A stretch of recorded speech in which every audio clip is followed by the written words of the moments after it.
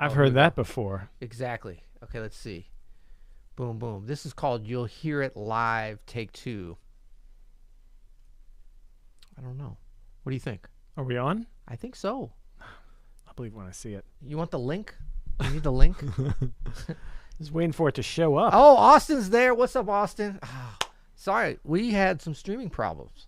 I guess that's obvious, right? Austin's on the game. You know what I'm saying? Austin, I see you. Austin is. We should make this a private stream just for Austin.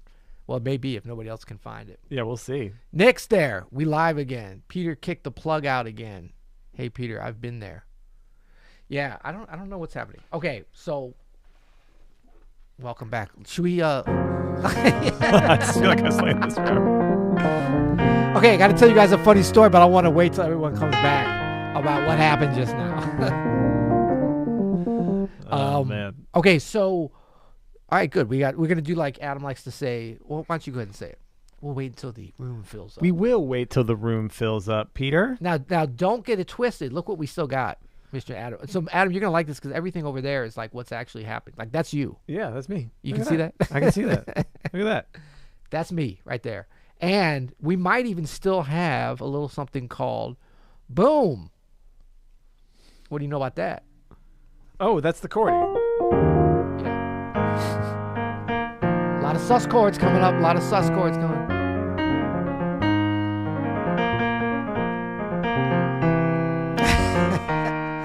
Ian said, great, now I have to like this video from all my different accounts. Yes, all over again. again. Not funny. That was good. Oh, man. That's how we got up there. All right, we're going to this until we get 20. No, I'm just kidding. No, we're not. We couldn't. It's already. Also, we have to get going, man. Yeah, we have to get going. Okay, sorry. Thank you guys for coming. What's up, Alaya? Coming out of Japan, I think, or somewhere. What's up, Taylor? What's up, Chris? Thank you guys. Sorry for the what do we call this? New venue? Well, it's the same venue. Different room. Yeah. Same venue, but they moved it down the hall. We moved it down the hall.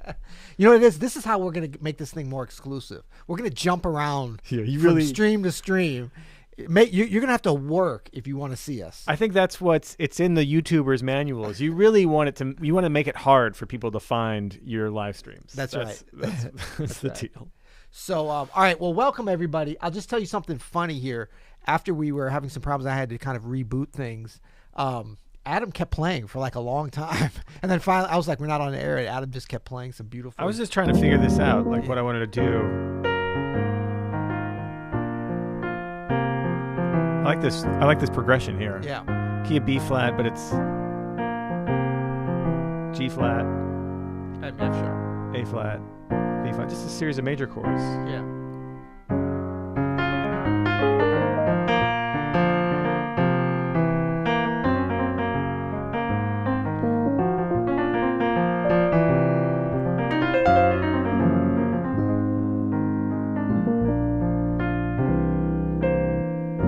So that one from that 1 to 2 movement, man, that's somebody else did that in a tune. That's great. I think it's a Keith Jarrett. Maybe I'm Facing You. I mean, a lot of people have done it, but you know.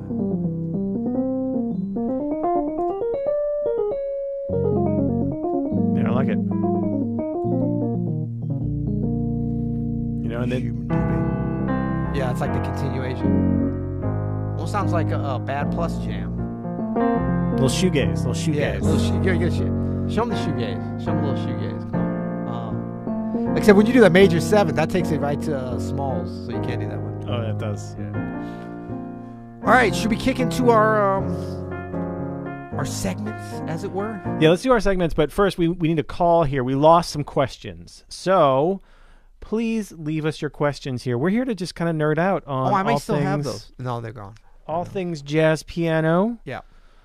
Someone already says, "Can you teach us shoegaze piano?" You know yes. I can, Austin. Yeah. You know I can. Triads. And so chords. We'll talk about that though. Leave your nerdy questions here, and we will we'll do our best to answer as many as we can. That's right. So practice check-in. How was your practice week? How was your practice weekend, big guy? Practice weekend was really good. Thank you. We're working on a new tune on the Monday Transcribing Club. Sonny Clark's version of Blue Minor from his Cool Struttin' album. I love that record. I Yeah, gotta go back really and check it. beautiful.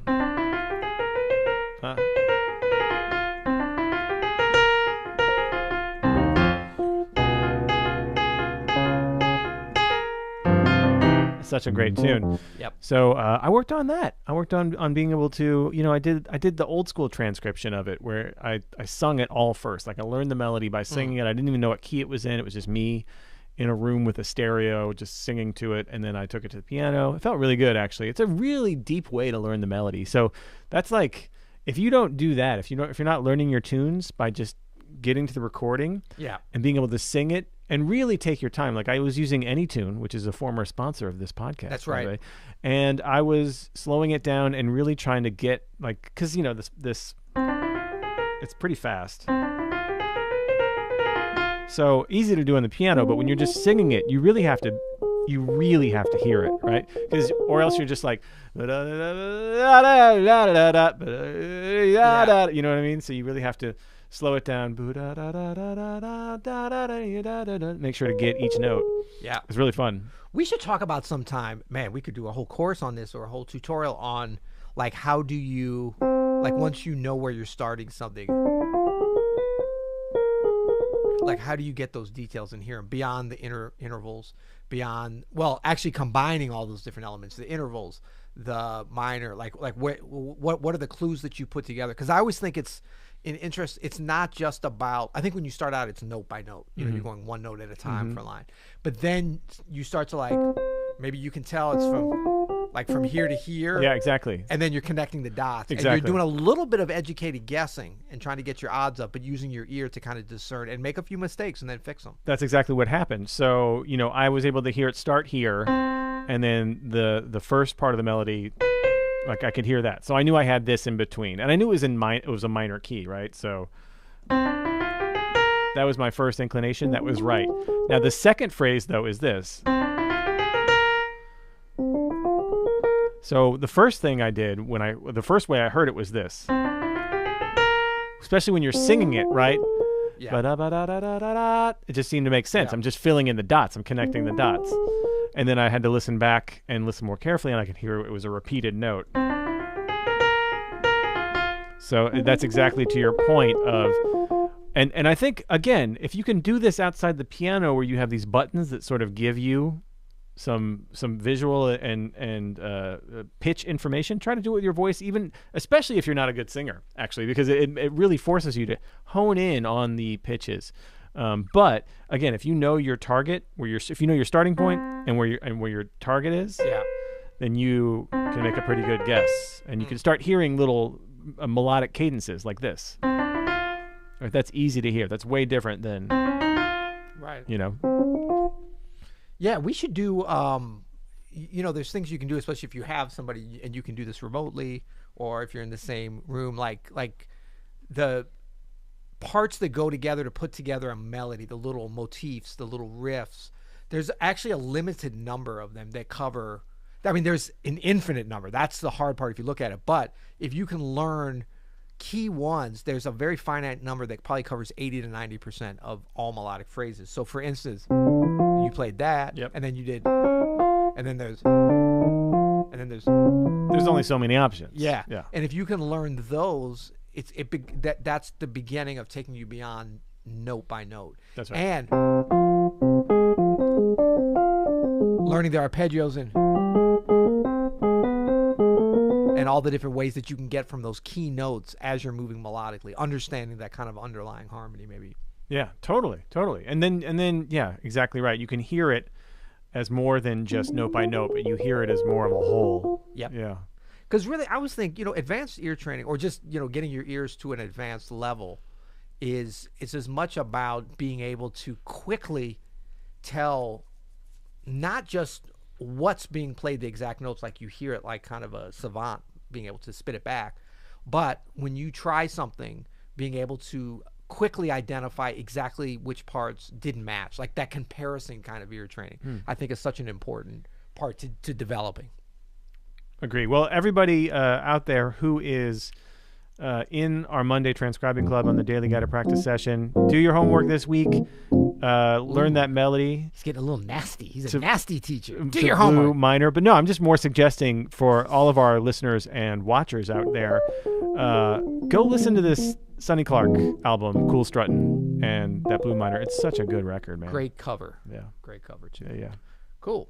We already have some questions here. Should we jump right in? Should we skip over all our other crap? I want to start with do Austin's it. question down here. Did you guys catch that new Adam Neely video about Monk's 25 tips for musicians? You No. know, Austin, the better question is, did Adam Neely catch our video about it 2 years ago? He's a little late to the game. Exactly. You know what? We might have a lawsuit on our hands. No, that's Oh, definitely he's not. Well, I got one for you. Did Adam Neely catch our original live stream today before we switched over to the current stream? Doubtful. No, so this is Monk's famous, remember the Yeah. sheet? Who was it that did it? It was someone else. Steve Lacy. Steve Lacy, right, that's right. I believe. The one that always stands out, there's two that stand out for me from that sheet.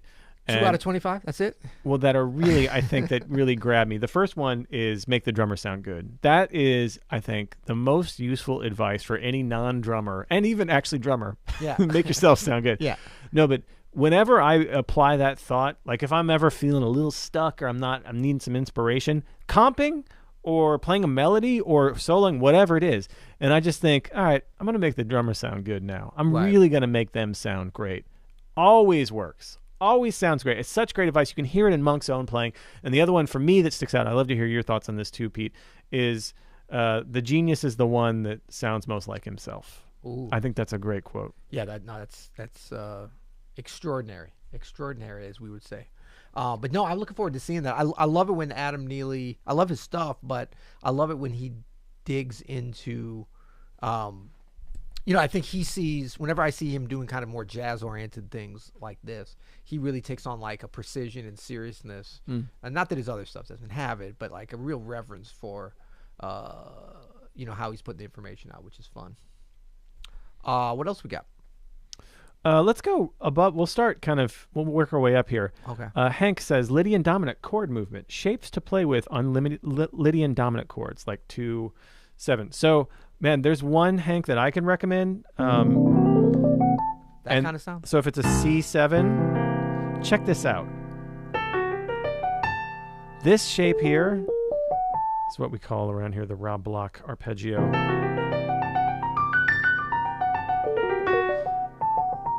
We should do a little ear training test sometime. A little mono-y mono. Oh, that'd be fun. You'd kick my ass on it. So the Lydian dominant here, right? The C7. This is based off a G melodic minor. Yeah. Right? So this is a little G melodic minor arpeggio where you surround the G with an enclosure, A, F sharp, G, B flat, D, and then just go up a G minor 9, G minor major 7, 9. And then you do it all over again. That's a great shape to get you started on Lydian dominant. Cordy's got you good, I think there, right? Is that it? I think so. That's it. Yeah. Yeah. What do you got on Lydian dominant? I think that's great. I think, when we think of it as, based off of that other, G minor major 7th in this case, I think that opens up a different way of thinking about melodic lines and also kind of arpeggiation and patterns that would develop. Yeah, exactly. And that's all the same stuff diatonically as... Yeah, broken 7th chords, broken triads for sure. And then also I like to think about or kind of hear like B flat major 7 sharp 5. Because sometimes this can become a thing of...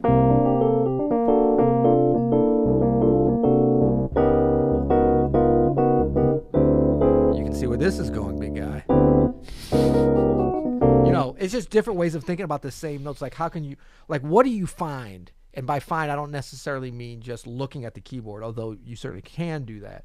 But where are we at? So if we go D, C triad, D triad. Should I chordy it up? Yeah. C triad, D triad. What is that? Half diminished, right? That's B flat E G. Yeah. Yeah. No, E G B flat, exactly.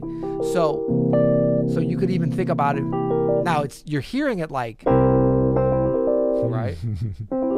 But like that. all that great stuff. So that can open up the same way the Rob Block G minor 9 sharp 7 does. Ah, so good. Yep. Bruce says, I'm working on taking simple Christmas songs, building out arrangements. Can you talk about adding jazz stuff to a basic arrangement of a holiday tune? So, a lot of holiday tunes come straight in the Great American Songbook tradition. Yeah. And even that one has a very like jazz standard tradition Exactly. vibe to it. The great Vince It's a Guaraldi. jazz tune, I think. As far as adding jazz stuff, Bruce, I mean, the first thing you might go to is just some more extensions on your chord than you might typically do. I mean, again, though, these are like, this song was written by Mel Torme. Yeah. Well, that's a straight up Great American Songbook standard. So, but things like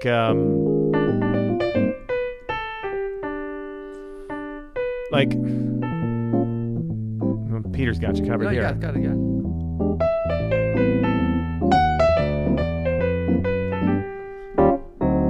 So that's Like exactly what I was going to say. Yep. Adding some chromaticism, right? So anticipating a chord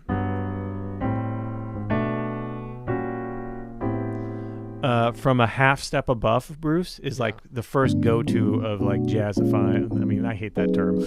That's silly, but of making this is your life. You're doing a jazz podcast called You'll Hear It using the word jazzify. Jazzercise. Yeah. 21-year-old me just barfed a little bit. But no, Bruce, adding these little, like, we'll call them slick things, right? Just like these little slick things. And the level of slickness you could really, you can go. Wait, look. We're about to shoegaze this mug.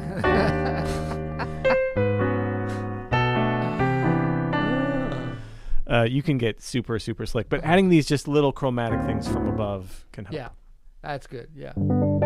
Yeah, and that's one of those ones. I mean, I don't know. All the Christmas stuff is somewhat jazzy. Not all of it. What's the other stuff we play? Well, I mean, it is all somewhat jazzy. It's all from that era, and some of it is like, like Irving Berlin, and it's like great, like people who wrote Great American Songbook stuff.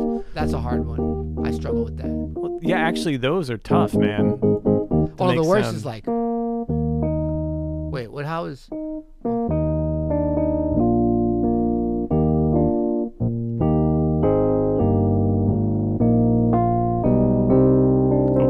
Faithful. Well, I struggle with just playing the melody correctly. Just jazzify it, bro. Okay, so no, check it out. This is what I would do on that. First of all, let's do. Oh yeah. Should we chordify it? Do it. Come on. See, he's coming in, Bruce. He's coming in from a half step below on some of these too. Look at that. And then a lot of these tunes have this like where it'll go to the 5 becomes the tonic from it. So you can play with that. Ooh, do that again. What was that? I don't know. I went up to, so I'm really thinking about that D. You're going to D momentarily, right? Which is the 5 chord. The 5. So then I'm going to G. I'm telling my bedtime storying it. Yeah. Right? Yeah. Credit goes where credit's due. What up, Herbie? Yeah. Don't sue me. So yeah, but you can go there. And then that's still great stuff. What's wrong with a little Bruce Hornsby? Nothing's wrong with a little Bruce Hornsby at all. Bruce Hornsby is not little, by the way. I've done a gig with him. He's about 6'5". He's a tall gentleman. Fun fact. Tall gentleman. Yeah, but you can gospel it up. Just do a little chorus of that. Well, it's not even Christmas yet. Okay, fine. I mean, it's not even Thanksgiving yet.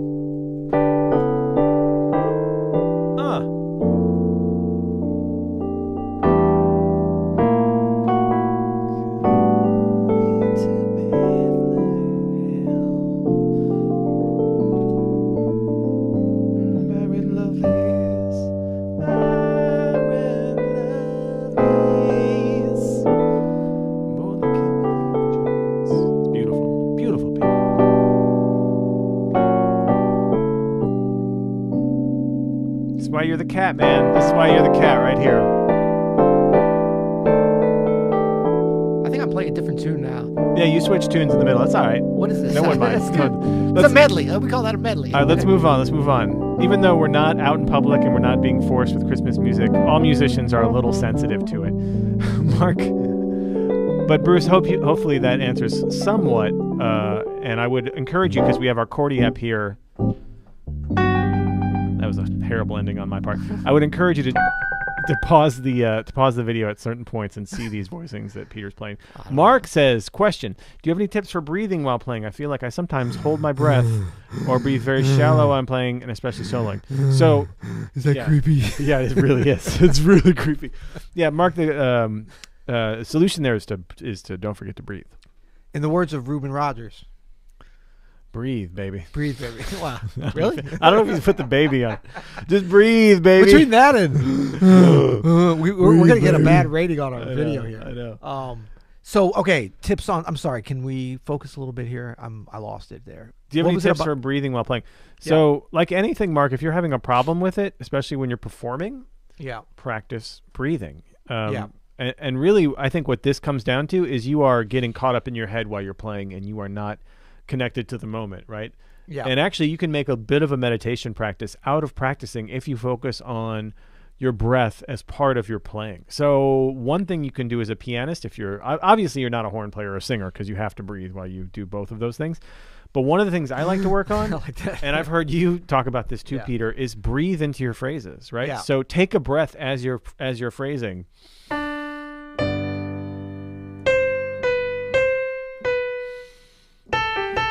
And blow it out as you play, as if you were playing an iwi or something, or a horn. Like, imagine that's what you're doing. The other thing you can do, Mark, is sing what you play. Because you can't. You can't not breathe and sing. So again, if you're playing, like I'll try to not breathe. And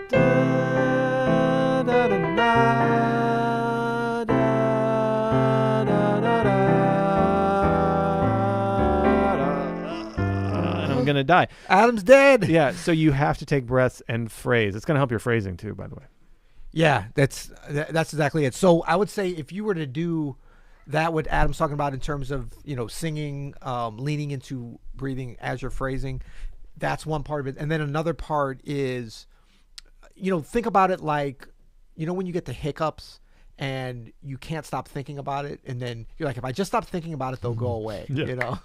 So the breathing that you get into some problems when you're playing, it can really get into your head. It's the physical manifestation is labored breathing or feeling like something's funny, but sometimes it's just your awareness of that. So like we have to kind of train ourselves to be able to work through and play and to concentrate on the musical side of it while we let our breathing be a little bit automatic, right?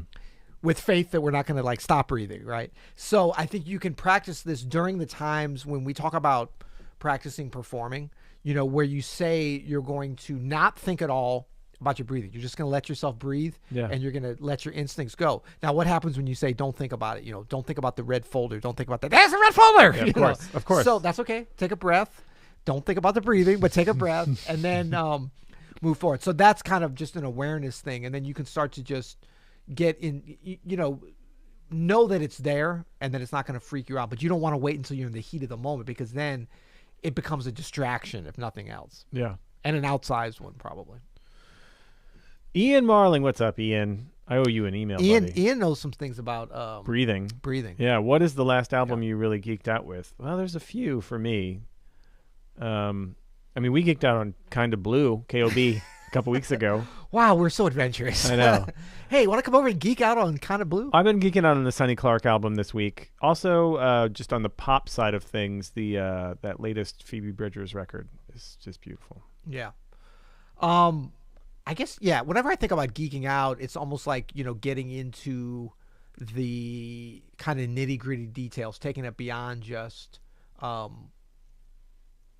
enjoying it. You can enjoy it as well. To me, geeking out means like you start listening to a whole nother level You know, it's kind of like there's certain movies that I watch. It's like a movie that you'd want to watch again, and you're looking at something differently, you know.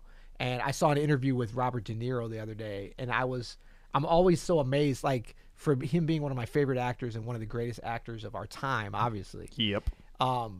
He's like one of the most boring interviews for some reason. Like, I mean, he says like super insightful stuff, but he's not acting. He's just being himself. And he's an interesting person, but he's not like in Goodfellas about to bash you over the head and kill you or anything like that. It's not like Robin Williams and Jim Carrey just entered the studio. Exactly. Yeah, I hear you. Exactly. And so, and plus he's like a shy, introverted guy. At least he seems like that way. I haven't worked with him. I've worked with other movie stars, but not.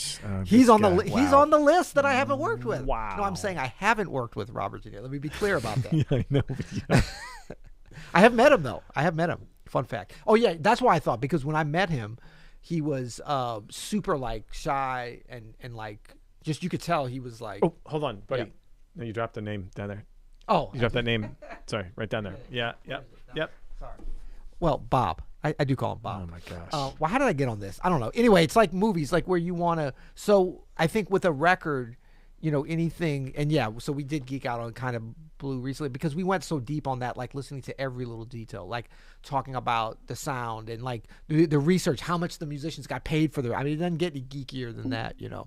I mean, and there's been 2 books written about that record on top of that. So there you go.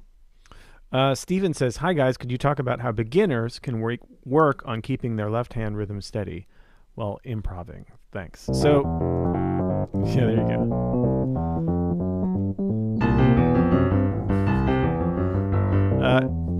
You know what you could do, Steven? What I always recommend? We're going to call it around here the red garland. So let's read it up. What? Yeah, if you take like a C blues, and you could literally do the most basic voicings ever. You could literally just do shell, 3rd and 7ths, right?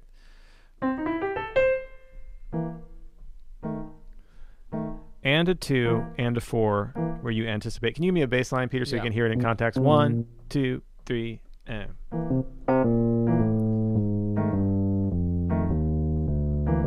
So I'm anticipating the chord change. I'm on the and of 4 and the and of 2. And just start with your left hand.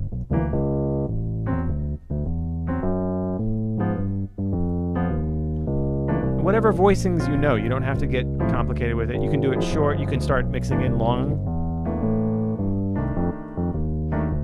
But just the short one. And then start playing with your right hand, but play to your left hand.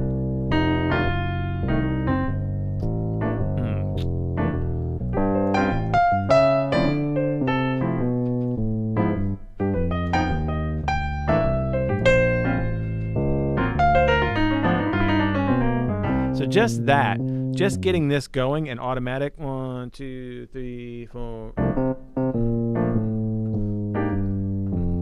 Oh, suss it up, baby. Get sussy with it. And starting to fill in the blanks.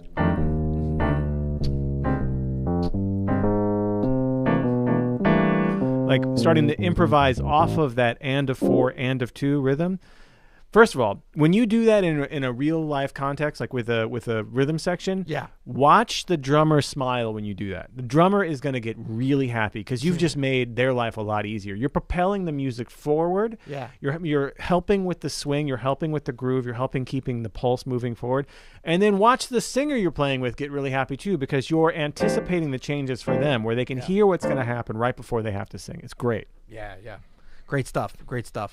Actually, I just thought of another one because somebody put Kenny Garrett's name out there. That's definitely a record I was geeked out on recently, the songbook. And jumping back into that. And part of my geekery even went into like looking up a bunch of live videos from the period when they were touring that record, back when they used to tour records. Do you remember those days, Adam? Touring a record. The long ago. You remember something called tour support? That's... Now, if before time, if you're under the age of probably 35, you don't know what this means, tour support, or under the age of 30. That was a crazy thing when the record companies would pay us to go on tour. What kind of magical candy land is that? Backwards ass world where we living in. People were paying us to go around and play music. What's It's up, Joe? wild. Joe's Gregory Porter's latest All Rise, geeking out on. I haven't heard that. Have you heard that? I did actually listen to a couple cuts. I need to go deep on that. I love Porter. Me too, man. And his touring band, speaking of tour support. Yes. Emmanuel Harold, Yep. Jamal Nichols, St. Louis Cats. That's right. Yeah. The last record I think I heard of his, which is going back a little ways now, would be the Nat King Cole tribute. Yeah. Which was Reuben Rogers, Ulysses Yeah. Owens in the rhythm section. Great open studio artist there. Okay, should we do this question about let's talk about this for a second. Because Joe also brought up Billy Child's Lyric, that record. Oh, yeah. And if I know a lot of you were probably on this, but maybe some of you weren't. I got to tell you, and we haven't even really talked about it yet, but I think that, well, first of all, a little backstory. We presented a masterclass at Open Studio last Friday. Adam moderated and presented Billy Childs, who is just a fantastic. He's very unique, I would say, in the jazz world. Word. Because he really comes from a classical and a jazz background, but actually he comes from like an LA music background, a very eclectic music background in terms of like rock and funk and fusion and R&B. But I think classical and jazz are sort of the things that he's known most for. But a lot of people up until not that long ago didn't necessarily know a lot about his classical kind of compositions. And I shouldn't even say classical, because he's not a classical composer. He's not a jazz composer. He's a very individualistic writer that's able to funnel in, like, he loves Paul Hindemith and he loves Monk, but he loves like Crosby, Stills and Nash, and like he has all these different influences like many of us, but he's able to have this kind of singular voice. And he's arranged for some of the biggest artists since the 70s and written stuff. And now over the last 10, 15, 20 years, he's really had some great opportunities to present, I think, what his vision of his music is. And it's such a great amalgamation of these influences and of his experience. I mean, he played with Freddie Hubbard for years when he was young, and he used to be the guy that was like, back when touring was like, we're going to the West Coast, I'm gonna pick up a trio on the West Coast, a rhythm section. You pick up Billy Childs. Yeah. You pick up Billy Childs, and I can't, like, Dwayne Dolphin and just various LA cats, But anyway, but I digress. I regress. No. So we did the master class, and he did it. We did it kind of composition style. And it was just so cool. Man, I mean, he was dropping I learned knowledge. so much. He was dropping knowledge, man. And For sure. and I love what he started with. He presented one of his pieces, and then he did some kind of critiques, or just critique, I guess you would say, of several of our students. Yeah. But and their compositions that they presented. But before he played his song, he kind of broke down an analysis that he did. And he's like, I didn't think about any of this stuff before I wrote it, but this is stuff that I noticed. And very clearly, very thematic. I thought it was fantastic. It was great. Yeah, he had all the themes like written out and identified. And then he had this like timeline, it's handwritten structure that he went through on his piece, Into the Light, Grammy Award winning composition. Yep.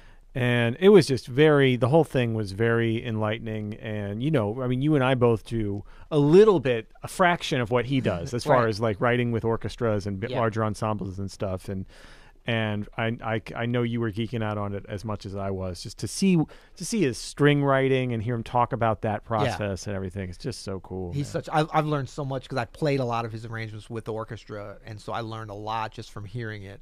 And stolen a lot of his stuff for my string writing. But also, fun fact that you may not know about Adam Manis, about that Friday session. When you started, did you notice that perhaps Billy might have showed up to the before activities maybe 5 minutes later than you and some other folks? I don't know. Was he a little bit late? I didn't notice. Because, I don't think he'll mind me divulging this, but he totally forgot about it. Excellent. And he got an email from Rachel Morgan when she saw that he wasn't there and said, here's the link just in case you didn't have it. And he's like, that's today. Okay, cool. No problem. Excellent. So good thing he saw that and showed up. But that was a really fun thing. Yeah, that's awesome. Yep. I'm just going to work here. Let's see. Do you guys have any? No, let's go back up. Still new to transcribing, but you didn't like that one? Well, I just want to make sure I got all of them. Still new with transcribing, but there was a line I kind of struggled with until I noticed that it was just over a diminished chord. Then I clicked. Okay, that's not even a question. Way to go! I think you need me to pick out the questions. Here we go. The Funky Unit, my favorite of our YouTube. The Funky Unit. The Funky Unit. in the house with a good ass question. Where you at? Where you at? The funky unit. Oh boy. Funky unit. Do you guys have any favorite pieces from classical repertoire that you like to play that may complement your jazz playing? Thanks. Favorite tunes from other genres. That's what we like to talk about with the funky unit. You know what, the funky unit? You know what you check out if you haven't checked out much of? Some Chopin nocturnes. You're going to thank me later for that. Chopin nocturnes aren't funky at all, but that's okay. You got to check it out. No, but they're super vibey. It's like the original shoegaze. Yeah, that's right. That's a great one. That's a great one. And it's pianistic as hell. As hell's yeah. And you like the Bach 2-part inventions, 3-part inventions. I like to slop my way through those on a Fender Rhodes. On a Fender Rhodes. I love the well-tempered clavier, obviously. Clavier.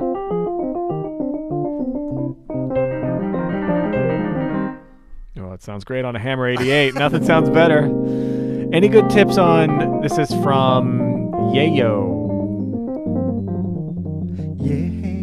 Yayo, that was the nickname of. Yayo. Any good tips or recording for transcribing to get better at rhythm changes at the piano? Still having a hard time. Yes, I've got a good one for you. Little oleo action, right? Yeah, and Miles Davis' solo. Exactly. Relaxing. Yeah. Yeah, it's so I can't remember it now. It's so lyrical, and it's so we gotta get the thing where we can just start playing stuff on here. Well, we can barely get the stream started, so we'll do that later. I mean, we could play 2 pianos on here, and we have chording. Damn it, Peter! What else do you want from us? I want to be able to play Miles. But it's such a great solo, and I would recommend that. What else? There's some good Oscar Peterson stuff, but that's like super advanced. I mean, that's wrong, but Noriko Mendez. What's up, Noriko? Question about. Oh, sorry, it's from Live at the Blackhawk. Did we say that? I said relaxing, but I like your. Oh, that one's good too. Yeah. That one's good too. Rico says, question about mentality. How much of self-admiration is proper in general, do you think? You're asking the right guy over here. Oh, my gosh. Yeah. If you guys could see how long we have to do his lighting and focus setup before. That's why we can barely get the stream. He's like, hold up. Put it up one more time. Let me see. Wait. A little more yellow. Start from naught. Start from naught. Bring up the Kelvin. Kelvin 4700. We all need to have some guts to jump in jam sessions, etc. If we Wait, hold up. You didn't answer the other question. No, I mean, self-admiration. This is the second part of it. Oh, we all need to have some guts to jump in jam sessions, etc. If we are too cautious or coward, we'll lose our chance. But if we have too much self-admiration, we'll miss the opportunities to learn. Well, I think, Noriko, you are answering your own question here in my experience. Takes the pressure off us. But you know what? Something to think about, Noriko, what helps me think about this is asking myself, who am I doing this for? Is this for me or is this for the music? Those are really our two options for me. Right. You always want to serve the music first. That's right. That means that you can actually be have some self-admiration, be confident, and be braggadocious without being cocky even. You can feel good about what's going on and feel good about what you're playing without it being self-serving. You can still be serving the music and the experience of your listener. It's a fine thing to walk, but if you can answer the question honestly, am I serving myself in this moment or am I serving the music right now? You will hopefully get to a place where you are more than often serving the music first and serving yourself second. Yes, I would agree totally. And I would say that you could think about it like, if you are able to settle into this mindset of serving the music, then you don't have to worry about self-admiration as much, because like if you play something that sounds good, if you're fitting in with the group, like if you're doing your contribution, whether that's soloing or laying back or whatever, but it's something good, you can smile and you can enjoy it, and it's not coming across as braggadocious because it's about the bigger thing. Now, some people may think it comes across that way, but I really think that that's that great intersection of confidence and not being, kind of humble braggish. And so once we are really putting ourselves in that position of service and that mentality, and this takes a little bit of a time because it's like as we're developing as players, we're also trying to always constantly develop as people and as humans. And, we're here to serve. And so, yeah, I love this. Love what you said, Adam, about serving the music. just like you serve a guest first. But if you really get into this thing of you're always serving the music, it just becomes fun, you know. And for me, it's the better you get, the easier that is to do. But you start to realize that you don't question things in a way that you do when you're trying to serve your own ego, you know. Now you can't get thrown off the scent by this from others, because sometimes people will misinterpret this. And you know what? You know what my mom told me once? What? Son, there's always gonna be haters. Always going to be haters. Yeah. Wait, Rose said that? She did say that. She was very literal about it, I think, more so than the way we use it. People are going to hate you. I was like, yeah, Mom, they're going to be haters. She's like, no, they're really going to hate you. Ooh, Kevin has a good question. Tips on connecting chords while soloing. I'm at the phase in my improvisation where I'm just babbling instead of saying coherent sentences. I feel you, Kevin. One thing we like to work on for that, Kevin, is what you want to do is map out the geography of your changes. So if you have a tune like...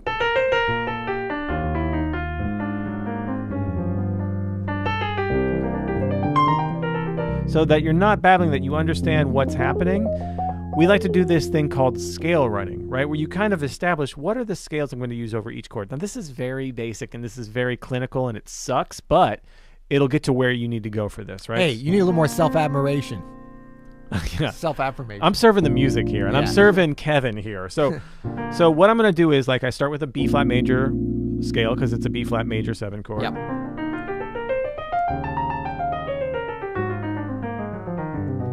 So every time the chord changes, I don't stop the scale, and that was very fast, but I can do it much slower. I can do quarter notes. Right, you don't even, and you can change directions wherever you want. Yeah. E flat, Lydian dominant. A flat, Lydian dominant. C harmonic minor. C Lydian dominant. You can make different shapes. C Dorian. A half whole diminished, or F half whole diminished, sorry. Back to B flat major. But basically, and you can go that slow. You can go half notes. Yeah. You can go as slow as you need to, Kevin. But what you're doing is practicing changing the scale with the chord. It's like the most basic Bob, shout out to Bob DeBoo, basic Bob way to understand these are my note choices. Shout out to Bob De Niro from me. Bob De Niro. Now, this is like, some people consider this kind of like too heady or like not raw enough or not. So you might consider that too. If you're struggling understanding the inner workings of music, this can be really good. If you want to sound better, start transcribing more. Yep, absolutely. Absolutely. Somebody made a note. Luke said Adam's bebop course is great. I found it really helpful for my lines. I would concur on that. I mean, I've heard that from quite a few folks. I think that's a specialty of that course. Bebop basics, right? Yeah. Cool. All right.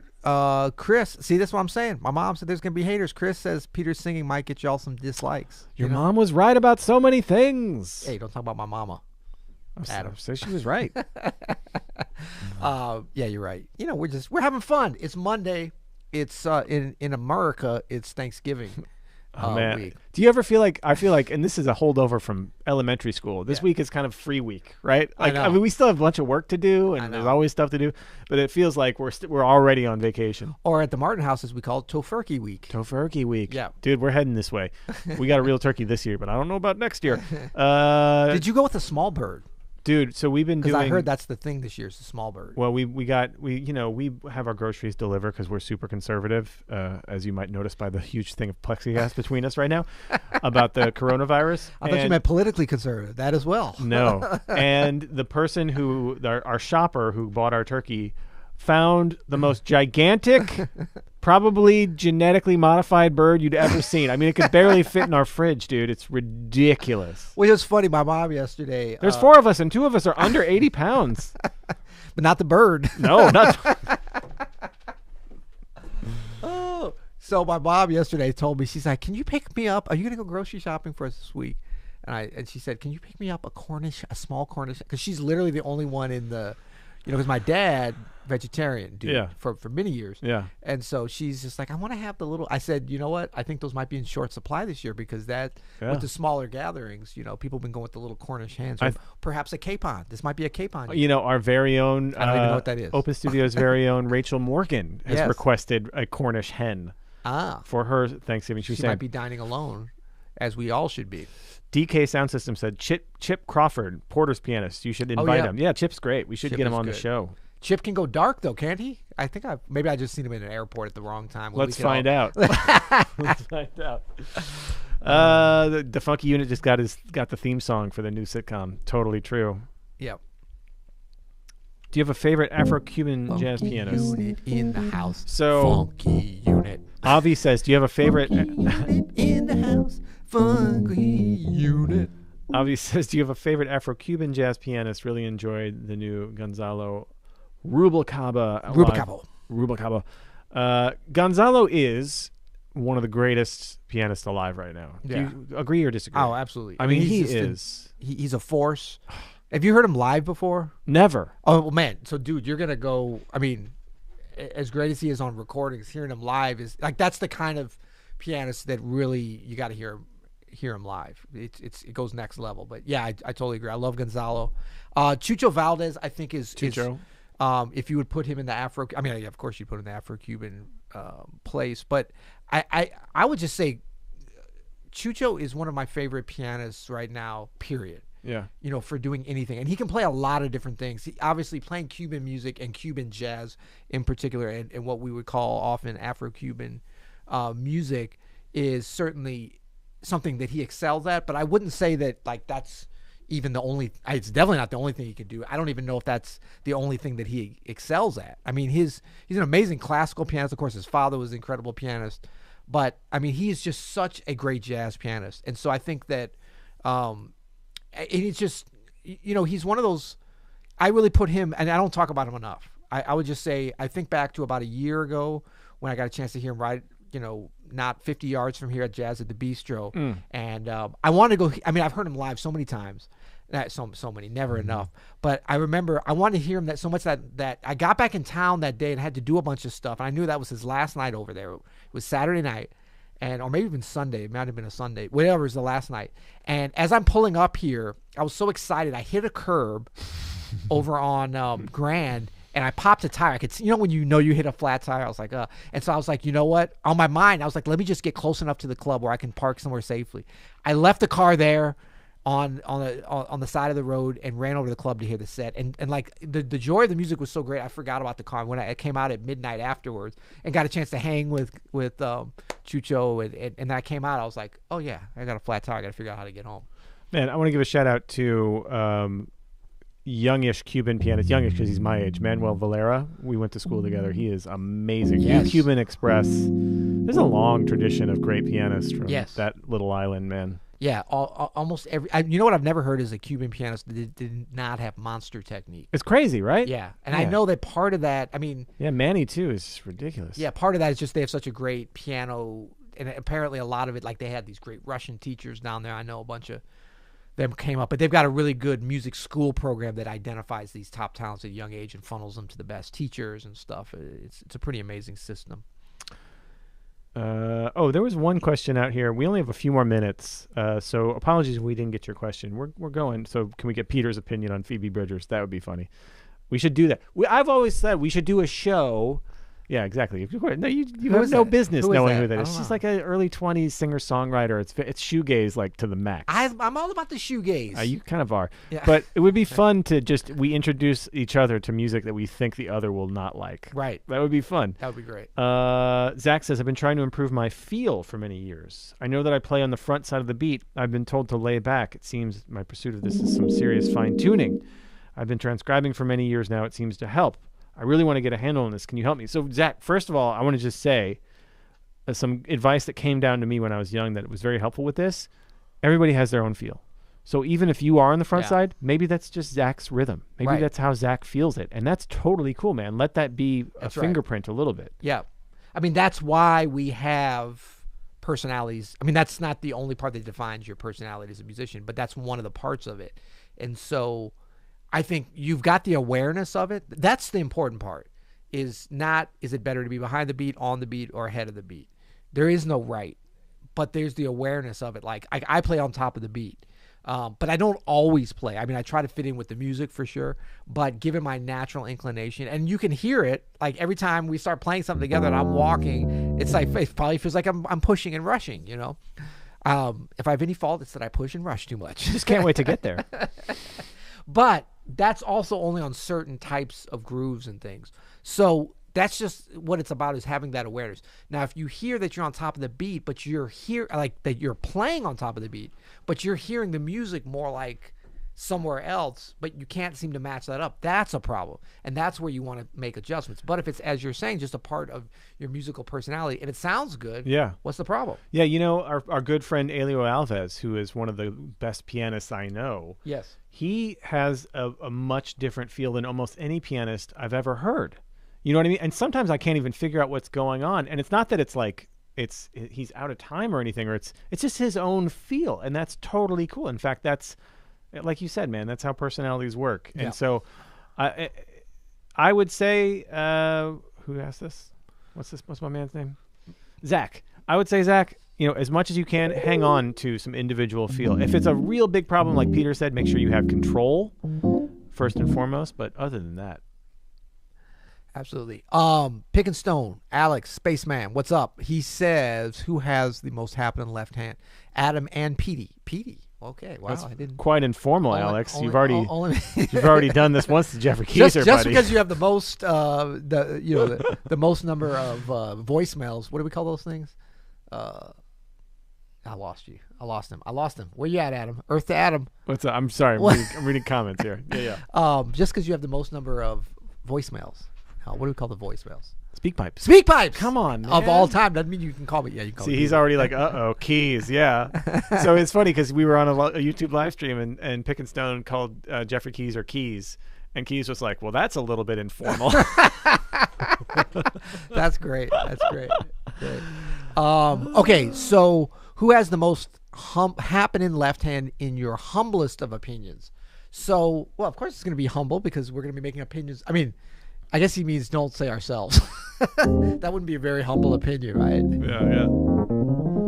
It's not me. It's definitely not me, but it is definitely Art Tatum. I was about to say, does anybody else really pop to mind? Oscar Peterson, maybe, compared to Art Tatum, but I mean, I'd give a shout out to Brad Meldo on this too. He's got he's got amazing hand independence. I don't know about chops. Right. It's pretty good, man. It's pretty good. Right. I would also, because he's gazing down. The only reason he happens to see it is because he's looking at he's looking at his shoes so closely that he. I mean, Gonzalo. Oh yeah, Gonzalo. You know. The most happening, but now happening. Benny Green. Yeah, Benny. Now, so maybe we should. Jeff Keyser. What are we talking about? Jeffrey Keyser. We were sitting here talking about Jeffrey Keyser. Like, we've watched him do actually, it. Yeah, Jeffrey Keyser. Actually, in I've never seen a left hand better than that in person. Yeah. No offense, Peter. No, absolutely. I mean, it's crazy. But if we look at this, let us dissect this question a little closer, shall we, homie? Who has the most happening left hand? Maybe we are skewing, as it were. Herbie Hancock has the most happening left hand. Okay. Sorry. Well, that's not subjective. That's an objective truth. That's an original. That's an Aristotelian OG truth. Absolute truth. Yeah, I mean, the most happening. I think that the most happening can be, I mean, to me, Thelonious Monk had an extremely happening. Like, there's very little that Thelonious Monk played with his left hand that I'm not like, that is so cool and artful and so fitting for what he's playing overall. So, I mean, I think that... I'm going to give a shout out to Fred Hirsch for his left. Talk about when you talk about control, about feel and dynamics. I mean, he and I think Keith Jarrett, and I would put Kenny Kirkland up there too, as far as just control with their left hand. Yeah. It's ridiculous. Yeah. Cool.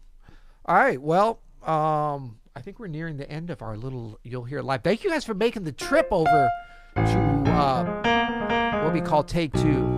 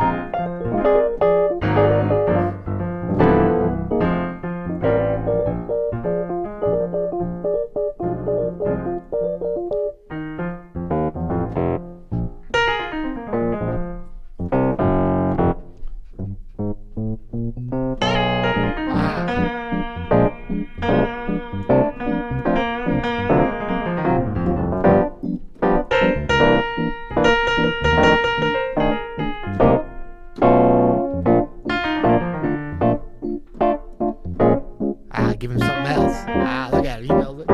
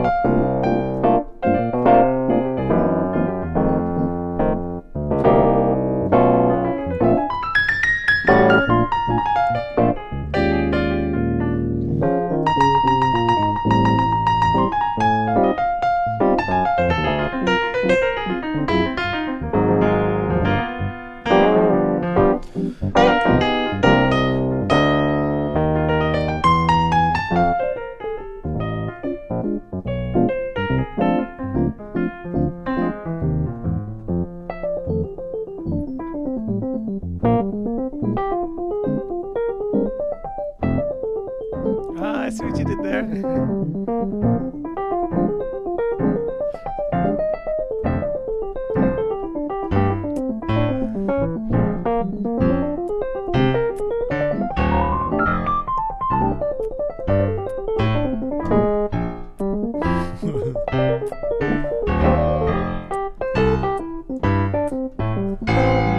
Little 4.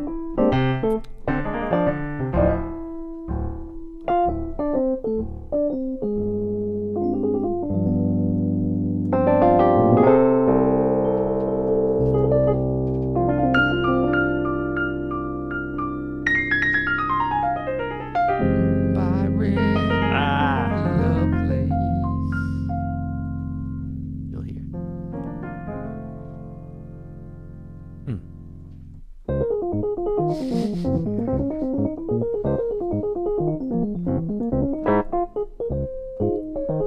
Join us next week.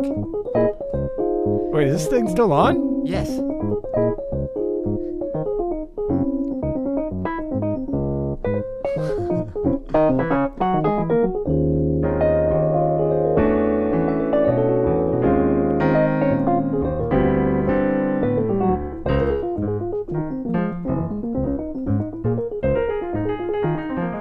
Join us next week for another You'll Hear It Live. We start every week at 4 p.m. Eastern Central Time. You're going to want to catch the wonderful Adam Manis and the handsome Peter Martin every week. Have a great Thanksgiving, y'all.